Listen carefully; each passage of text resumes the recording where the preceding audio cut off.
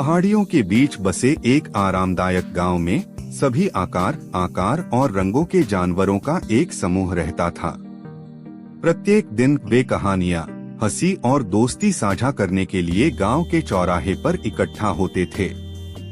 उनमें रोजी नाम का एक जिज्ञासु छोटा खरगोश भी था। रोजी को गांव घूमना और नए दोस्तों से मिलना पसंद था, लेकिन एक दिन चौराहे से गुजरते समय उसने कुछ अनोखी चीज देखी। एक बेंच पर रंगीन रजाई सजी हुई थी, जो विभिन्न पैटर्न और रंगों में कपड़े के टुकड़ों से बनी थी।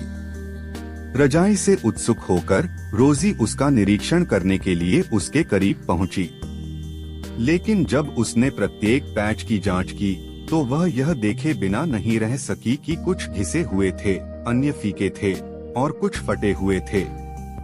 कैसी अजीब रजाई है, उसने अस्वीकृति में अपनी नाक सिकोड़ते हुए मन में सोचा। तभी ओलिवर नाम का एक बुद्धिमान बूढ़ा उल्लू उसके पास आया।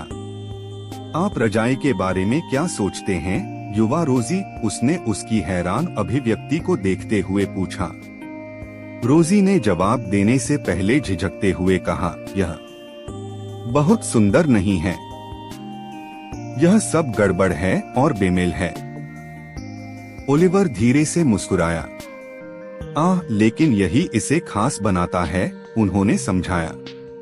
प्रत्येक पैच एक कहानी कहता है और साथ में वे वास्तव में कुछ अनोखा और सुंदर बनाते हैं।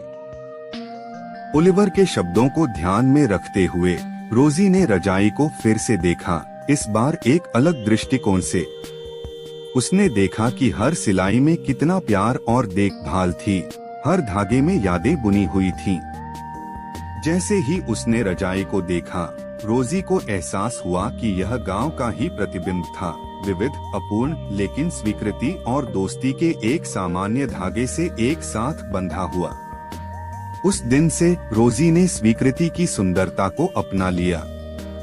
मतभेदों की परवाह किए बिना उसने नए दोस्तों का खुली बाहों से स्वागत किया, और जब भी वह गांव के चौराहे पर रजाई देखती थी तो मुस्कुराती थी, इस याद के लिए आभारी थी कि सच्ची सुंदरता पूर्णता में नहीं बल्कि स्वीकृति में निहित है। कहानी का सार पैचवर्क रजाई की तरह, जीवन की सुंदरता इसकी विविधता और स्वीकृति में निहित है। जब हम एक दूसरे के मतभेदों को प्यार और दयालुता से अपनाते हैं तो हम वास्तव में कुछ विशेष और सुंदर बनाते हैं।